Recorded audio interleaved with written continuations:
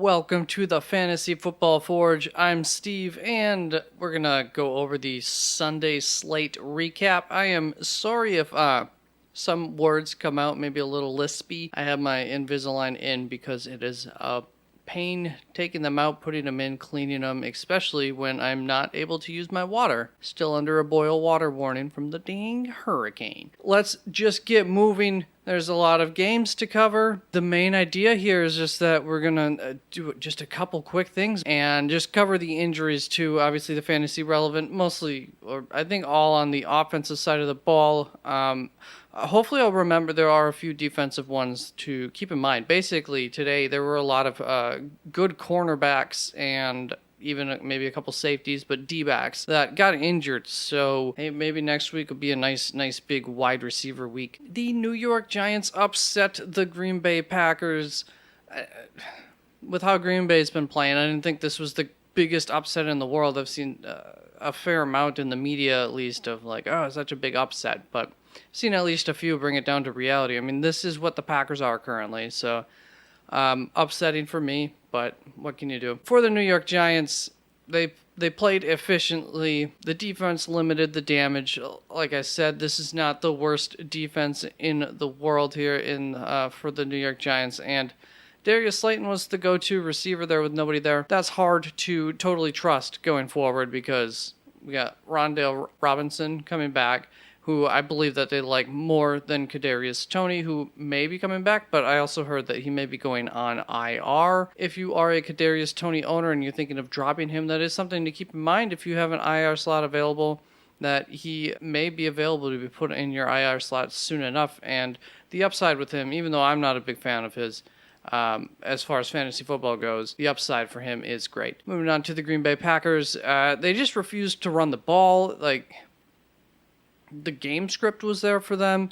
Not a great sign for the running backs for fantasy that they just refused to run the ball. I did mention in a recent video of mine about how with Aaron Rodgers' comments this week alluding to retirement if these receivers don't get going, that he may be looking to, just in general, the team may be passing more and trying to spark that, and I just didn't think that this would be the game. I thought this would be a game where they would run the ball. I thought it would basically go how it went. I just thought that Green Bay would be smart enough to run the ball. So that was a little upsetting, and Cobb had the big game, but as I said earlier on in the season, that's not the winning recipe to a Super Bowl for sure.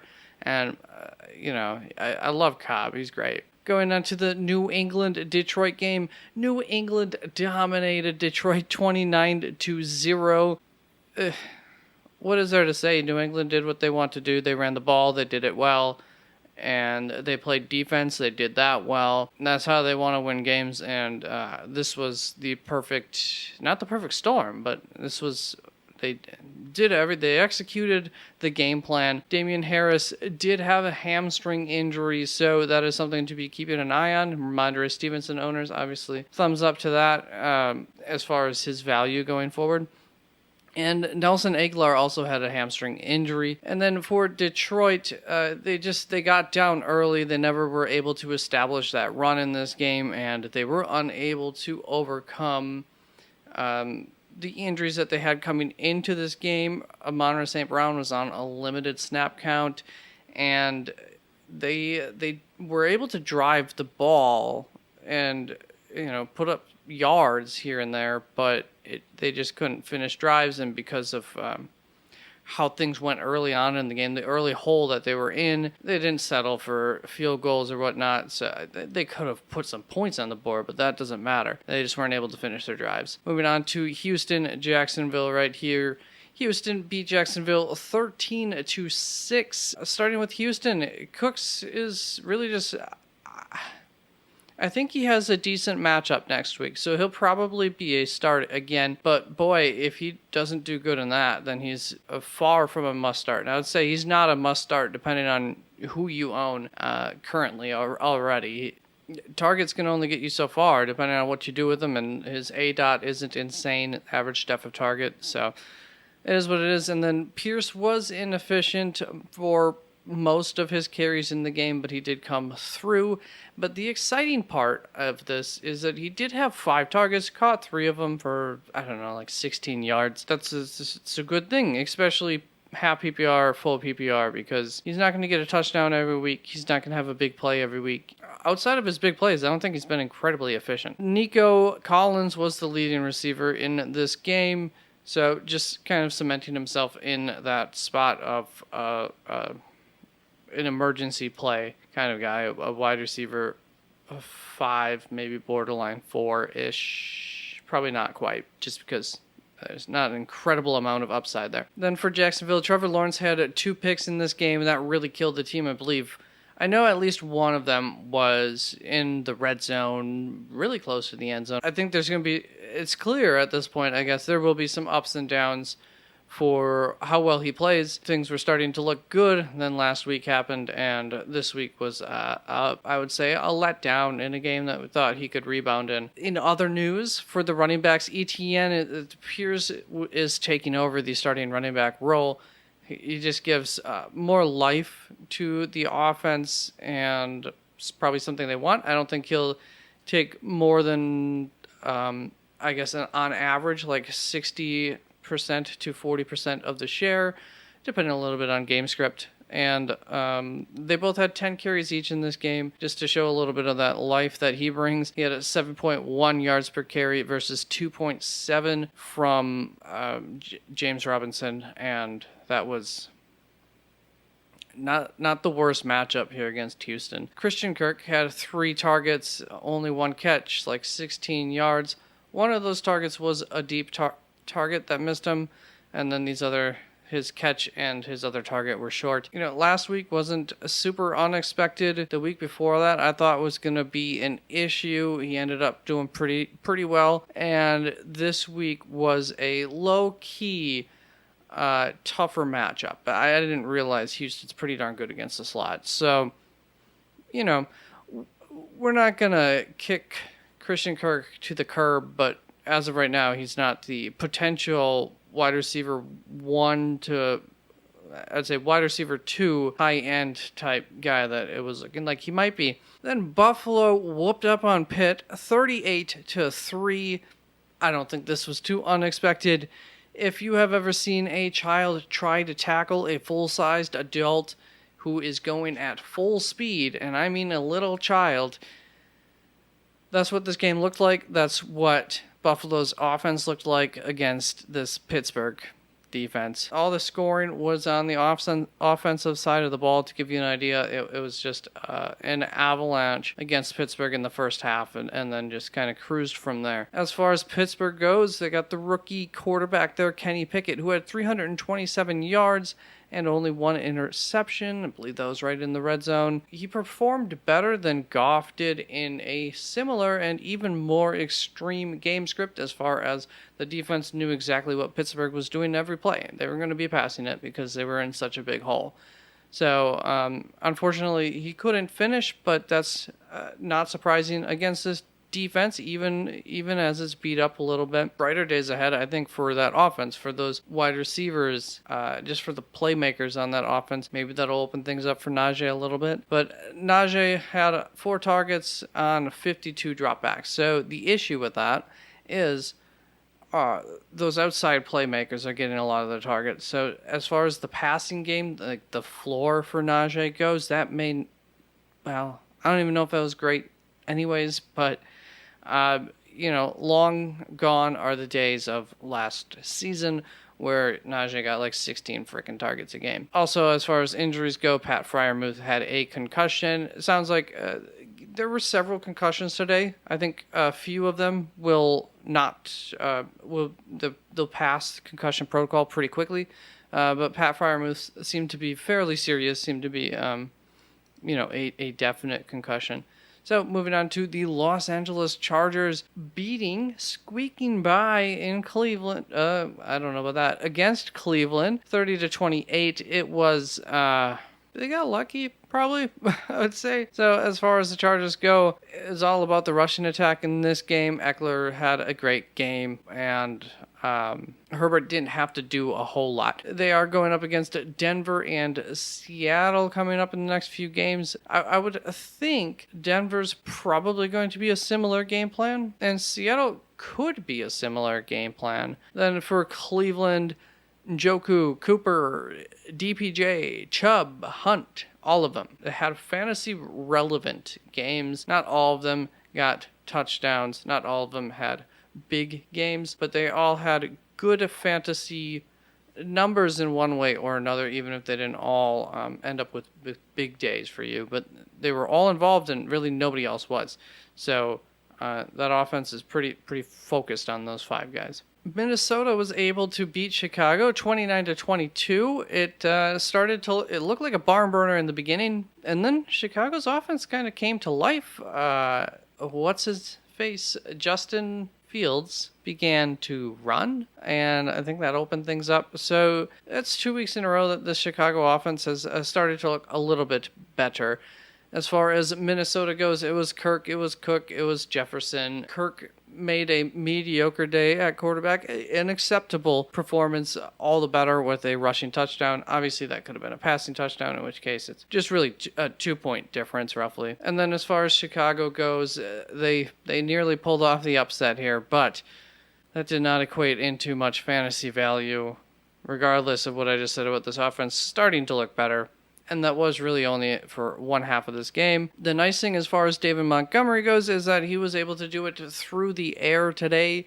Really not a great game on the ground for him, but he came back and had a good fantasy day, even if it wasn't traditionally how you'd like to see it for a running back. And then Cole Kmet had a normal stat line for the first time this season: 4 receptions, 45 yards. So as that offense starts to get comfortable, maybe Kmet might start to become a streaming option. New Orleans beats Seattle today in a high-scoring matchup that I don't know that anybody expected. New Orleans 39, Seattle 32. A lot of back and forth right towards the end of the game as well. It looked like Seattle was going to win this thing, and then Taysom Hill happened in this game. So it was Kamara by ground and by air, so that was nice to see for Kamara owners. Had a good game. I don't believe he had a touchdown because I'm pretty sure Taysom Hill had all of them. He is a absolute Swiss Army knife. As you can see, 4 touchdowns. One of them was a passing touchdown, and going forward, especially if you don't have it's more than just the 2 tight ends. There's more than Kelsey and Mandrews that you can kind of ignore Taysom Hill. But, I mean, even as a flex, he's kind of an option. I just don't know how sustainable that is, but it's in his range of outcomes. So I'm sorry for fading him this week in this last week leading up to this week for waivers and start sit. Then Chris Olave had a concussion in this game. Don't know how bad that was, but something to keep an eye on. Unfortunate there. And for Seattle, Geno Smith just keeps crushing it. Kenneth Walker took it to the house on a big long run. Other than that, on his, I think, 6 other carries, they weren't super efficient, but he showed that big play upside, and that will become relevant shortly here. Then Lockett and Metcalf both did well again. Lockett with 2 touchdowns and over 100 yards, having the bigger day, but Metcalf had a fine day. And Noah Fant actually did something, going 3 for 5 for 49 yards. This offense might be getting better. It's interesting. I think Kenny Walker's probably maybe not the better running back at this very moment, but maybe by the end of next game he will be already. So that's where Rashad Penny had an ankle injury, and from the sounds of it, it is feared to be very serious. It's Kenny Walker's backfield, it looks like, for at least a decent time period moving forward. And then you have Dallas. the receiving running back's obviously going to get some play, so it won't be all Kenny Walker, but he'll be the number one waiver wire this week. Then the New York Jets ended up stomping on Miami 40-17. A lot of that coming later on in the game, but Miami has excuses as to their performance this week. We'll get to them in a second. Let's start off with the New York Jets. Breece Hall carried the team on his back in this game, and others were able to benefit from that. So he had a great day, almost 200 all-purpose yards. Could have been 2 touchdowns. He was about a yard away from 2 touchdowns on, I think, 2 of 2 receptions. I don't know that it's some great surprise or anything for those who invested in Breece Hall. This is what they were hoping for, but really, really good day for him, and it has cemented his role in that offense. But Michael Carter's not going to just disappear either. Unfortunately, Wilson has hurt the receiver's value in that offense so far. It was a bit of an odd game. There was some weird game flows. There was some weird field positions that just didn't really always favor the wide receivers. This was actually a game that I watched for the most part in the early set of games, and it is worth noting that Wilson was about 2 yards away from 2 passing touchdowns in this game, which would have helped his stat line quite a bit. As far as the receivers go, they're really not trustworthy. It looks like Corey Davis is I think the most trustworthy out of the receiving options. I'm not going to totally write him off. I'm hesitantly potentially going to continue to hold on to Garrett Wilson myself, but so far the receiving value fits the narrative that we thought for when Zach Wilson would come back. The narrative that most people thought, I should say, because I actually I thought maybe Elijah Moore might have some spike. Well, I still think that. I mean, just because it didn't happen in the first 2 games doesn't mean it couldn't in the third, just like an Amari Cooper type player. So we'll start with Miami right here with Teddy Bridgewater. It took 1 play for this to happen. Apparently there was I think it was an ankle injury to go along with a concussion injury. Now, there were no symptoms for concussion through the initial testing at least of concussion. Sure, they'll check back tomorrow, and he's going to have to go through concussion protocol. The main thing was with the new concussion rules that just got implemented this week, he did have a bit of a wobble or some sort of motor inability after whatever the hit was. I didn't see the early part of this game that took him out. So in those instances, then they're just out for the game, as are the new rules. The rookie, Skylar Thompson, came in and rightfully targeted Tyreek Hill the most, and then Raheem Mostert was able to dominate the game, dominated the groundwork from a Miami offensive perspective, from the fantasy points perspective. He did average 6.3 yards per carry. Unfortunately, the game just got out of hand late for Miami, so he wasn't able to have an even bigger performance. Skylar Thompson did fine in relief. He didn't lose the game for the team. He just wasn't able to win it for them. And Tyreek Hill was caught wearing a walking boot after the game, had gotten stepped on like the last play of the game or right near the end of the game. And so there's a foot injury there that they're playing down, so we'll see. Tampa Bay may have gotten a little bit of help from the refs in this victory. Don't know that it was totally necessary, but it was help. So Tampa Bay won 21-15 against Atlanta. Their air attack was back in action today. Not as explosive as a lot of, especially like the last 2 seasons that it's been in Tampa Bay. The ADOT was not as big or as many, the average depth of target wasn't as large for a lot of players as it has been. Just might be a sign of Tom Brady getting older. It's a little bit banged up right now as well, but it was an efficient air attack and was enough for them to win the game. So Fournette had more targets than Evans. Evans had more targets than Godwin. Godwin had more than Otton. I believe all of them had over 8 targets, so that is great. That's what I'm talking about that air raid. Scotty Miller also had once again, like 7 targets, the same amount as Cade Otton. Rachaad White was sprinkled into the offense a little bit this week again, so that is good, but Fournette's not going anywhere for the time being. And there were 3 other receivers as well, so the ball got spread around quite a bit. Other than Fournette, I don't think there were any huge games. Except, Otton at tight end was probably pretty solid. Then for Atlanta, they're just really not the same offense without CPAT and Pitts there. A lot easier to defend. Really, I think probably hurt the rushing attack. It hurt Mariota's efficiency. It hurt everything. There were, I believe, again, only like 25 throws. That might be more than some games actually for them. So they just struggled through the air mightily. And then on the ground, not very efficient either. Algier had 13 carries to Caleb Huntley's 8.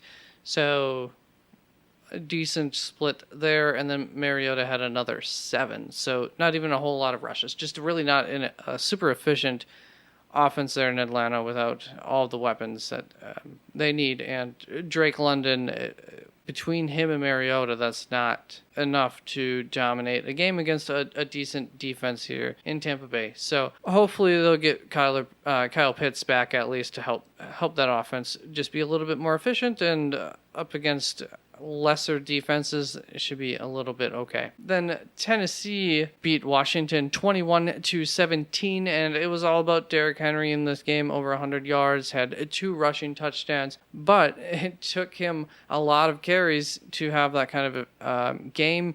He only had 3.6 yards per carry. Washington has been a pretty decent rushing defense, though, so that is something to keep in mind. Woods had 8 targets, but he only caught 4 for 37. I believe Tennessee has a bye week coming. I think they have a bye week, so Woods would be droppable, but keep in mind he did have a decent amount of targets at least. Don't drop him for nothing is what I'm saying. Then for Washington, bit of a strange game as far as play calling goes. It looked like they were Detroit or they were Pittsburgh as far as how the game flow went, but it was not the case. There was 38 pass attempts to 17 rushing attempts, and 5 of those rushing attempts were Carson Wentz. I can't imagine that they call any quarterback rushing attempts on purpose. We'll say they did one of them. So really there was like 42 pass attempts to like 13 rushing attempts. Really not a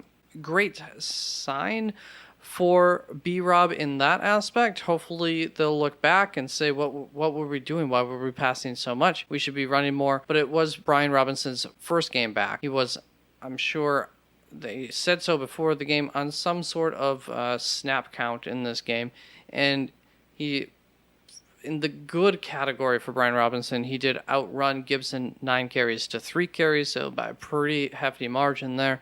So that's a really, really good sign. Maybe that had something to do with their play calling, that they viewed Brian Robinson as their number 1 running back, but one that they could only use so much. I don't know. Dyami Brown had 2 splash plays in this game on 4 targets, 2 touchdowns, I believe, with those, and like maybe over 100 yards on those 2 targets as well, on those 2 catches as well. Just keep in mind, he's not really someone that you should be looking to target. They were short Jahan Dotson, so especially once he comes back, he won't be seeing the field, but they have a lot of Dyami Browns. He's not going to overtake Curtis Samuel's spot on this roster. That's the most likely kind of position that he would be in. If like Curtis Samuel were to go down, he would be the guy. And then they have J.D. McKissick and Antonio Gibson now. A lot of short A-dot usually catching receivers. I wouldn't be buying for Dyami Brown. Then San Francisco whooped up on Carolina 37-15. Now the game got a little bit more out of hand late than it was for most of the game. But at the same time, San Fran was in control from the beginning, so it was kind of inevitable that the score might end up looking like this by the end. And we'll just start off with the good here for San Francisco. Jeff Wilson is doing good, very good. I will mention there was some talk from some of the local beat guys just about Tevin Coleman getting sprinkled in this game, and the fact that he gave this run game a dynamic threat, I guess, that they really haven't had in some time, one that Jeff Wilson definitely doesn't provide. So maybe look for that to continue going forward. Of course, that was kind of what we thought Deebo Samuel would do to hurt Jeff Wilson.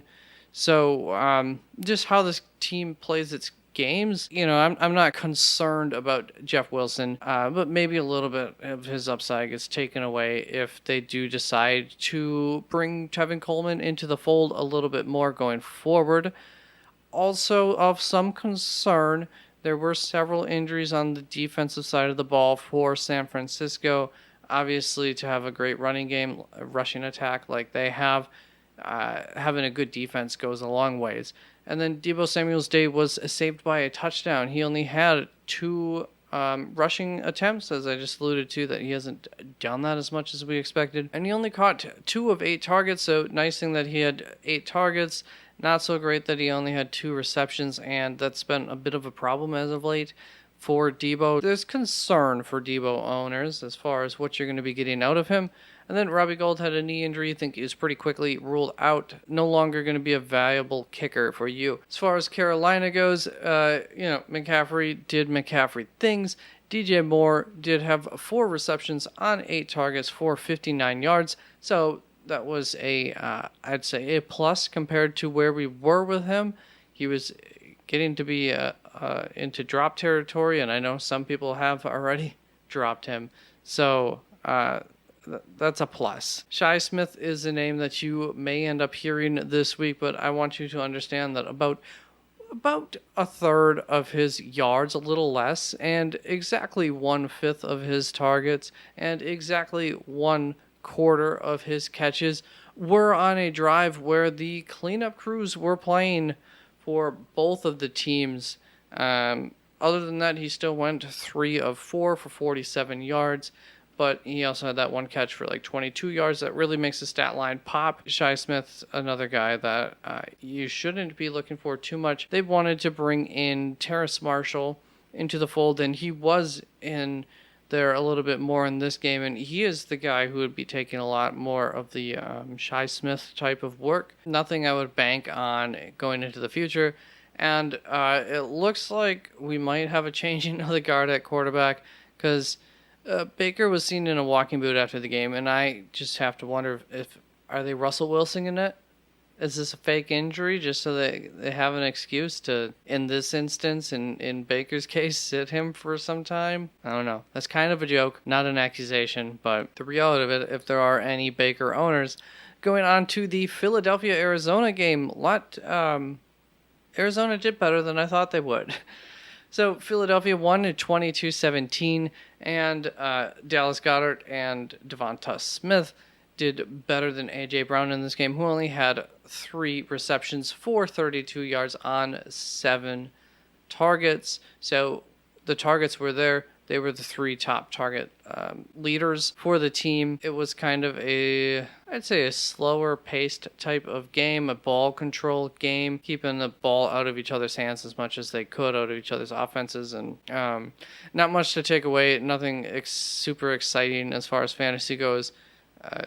Jalen Hurts stole all the touchdowns, all 2 of them, from the rest of the players, so it is what it is. And then for Arizona, since week 1, Arizona's defense has only let up less than 23 points in each of the game weeks 2, 3, 4, and this week. And Rondale Moore has had some positive signs that I spoke about in his first appearance last week that came to fruition this week. He had 7 receptions on 8 targets for 66 yards, and this was with AJ Green back too, so that builds some confidence. If there was any doubt in anyone's mind about Rondale Moore's upside being capped because A.J. Green's going to be on the field a lot more, A.J. Green did still see the field, but it didn't prevent Rondale Moore from getting 8 targets. That's all good. Now, I spoke a fair bit on Rondale Moore and some of the concern as far as picking him up just being a short-term thing, a short-term window, because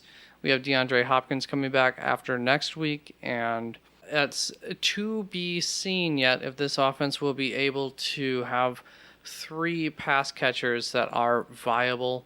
I'm sure there will be some big weeks for Rondale Moore, but he probably won't be very trustworthy. And I think they have a tough matchup next week as well. Then both running backs, Darrell Williams and James Conner, had injuries. Darrell with the knee, Conner with the ribs. Don't know how serious they are, but that left Eno Benjamin with the backfield all on his lonesome. So Eno is definitely a guy I've told you about a few weeks ago to, as a high-end guy for the back end of your roster. Not the highest end of all, but he will be a target. I'm sure he's not over 50% owned, so he will be a waiver wire guy this week. Almost certainly. Then Dallas beat the Rams 22-10. Who knows what's going on with the Rams? Knew that this would probably not be a week, though, for them to return to looking like they looked like last year. For Dallas, this was a throwback game of sorts. It was all about the rushing attack, which is, I think, a good sign in a lot of ways. Maybe not the best sign all around for fantasy football, but apparently the coaching staff there did some thinking. Now, McCarthy has said things about wanting to focus on the rushing attack and that never coming true. But he also had Aaron Rodgers, who would definitely not allow that to come true. Back to Dallas here. Zeke only had 3.5 yards per carry, so not the most efficient, but he had quite a few carries, so that was good. And, also on the final drive, he had 3 rushes. I think 2 of them were for negative yards. They were just trying to eat clock at this point to make it harder for the Rams to make a comeback. So everybody knew they were running, and he had, I think, 2 plays for negative yardage and 1 play for positive 2 yards. So that really would have hurt his average yards per carry there.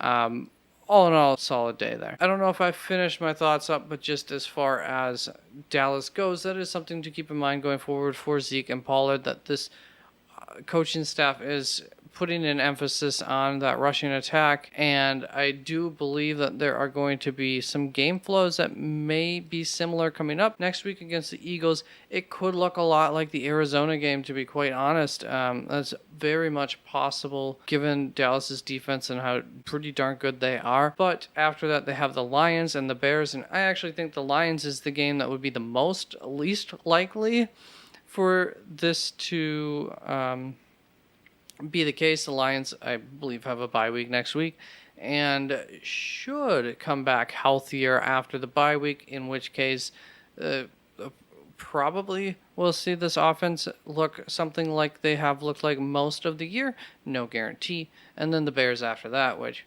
no matter how much that offense improves, they're not going to be too threatening.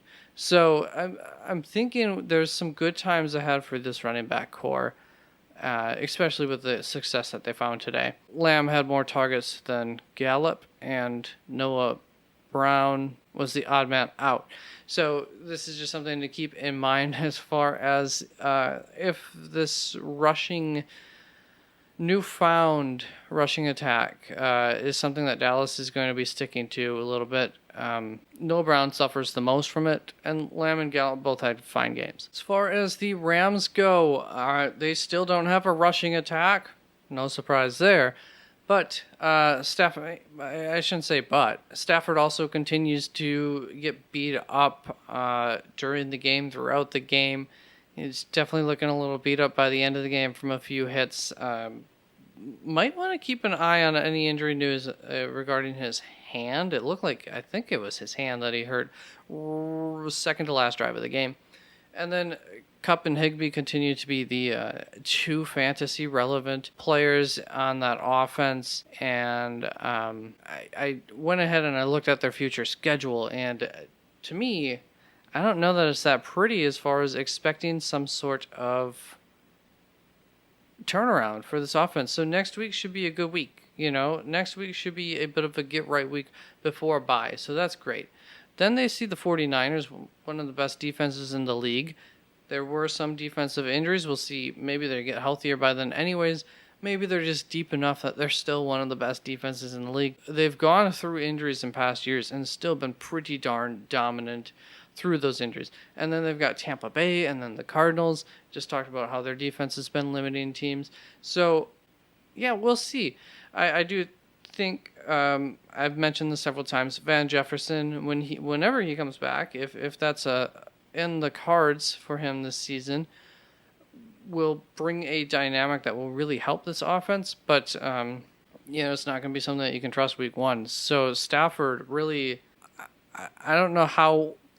After next week, I don't know that it's worth it to hold on to him. So if there's somebody that wants to buy, like, this might be a good week to sell him with the Panthers going forward to somebody who's quarterback needy, put him in a package deal. I don't know, just throwing out ideas there. And that brings us to Baltimore versus Cincinnati, where Baltimore was able to win on a field goal late against Cincinnati 19-17. Real quick on this one, Baltimore, they built a game plan that featured Devin Duvernay, and Duvernay was able to withhold it. I expressed concern about him being able to be a true number one for the team, and them looking elsewhere for game plans, but no, they really built it around him. They used him on some jet sweeps or just sweeps around of sorts, and targeted him plenty, and missed him on a nice deep throw that would have been a touchdown for a lot of yards.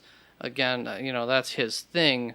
But the fact that he was able to get open like that, even with him being the main focus, says a lot. I think that says a lot about the game plan.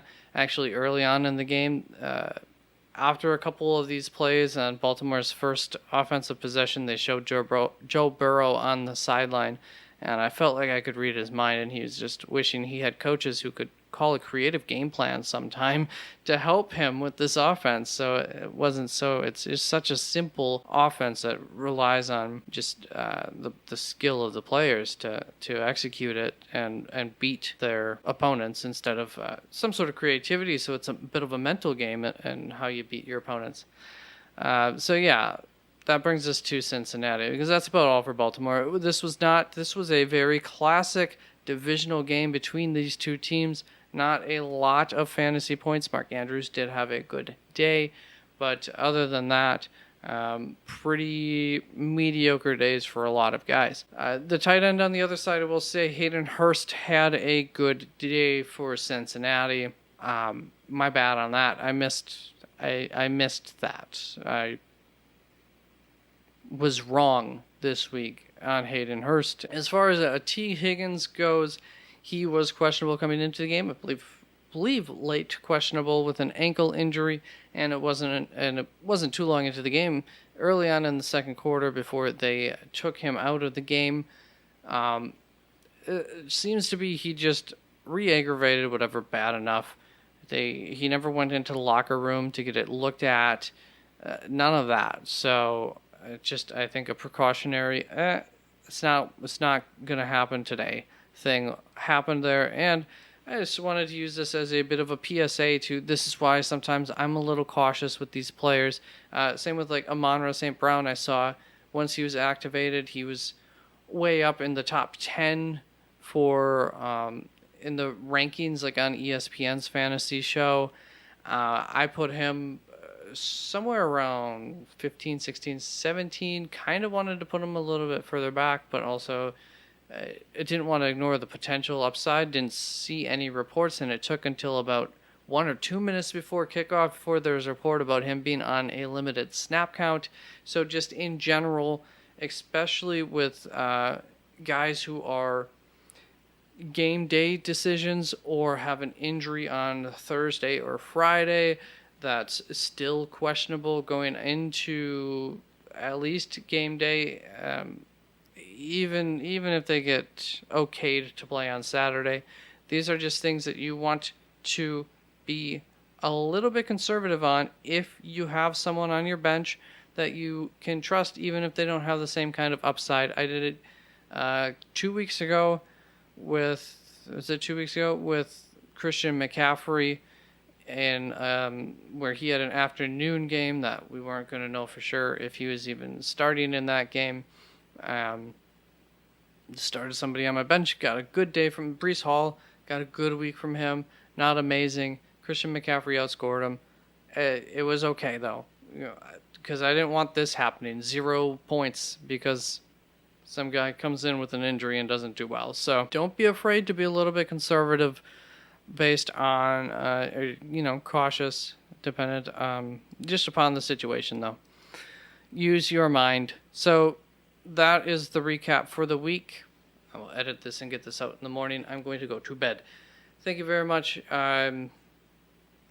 Also, real quick, apology, or maybe I don't know what you ended up doing, but this morning on my Start Sit live stream, I had a guy come in and ask about starting Tyler Conklin or Taysom Hill, and I said Tyler Conklin pretty quickly because I had him ranked higher and whatnot. I think I held up my finger though, even, and I quickly said, and I don't know if he would have stayed in the channel long enough, but if he wants an upside play, to go with Taysom Hill, and went a little bit into some more detail, but I hope you went with Taysom Hill. I do. All right. Now I'm out. Any other announcements? No, I'll see you with the ranking video soon. Bye-bye.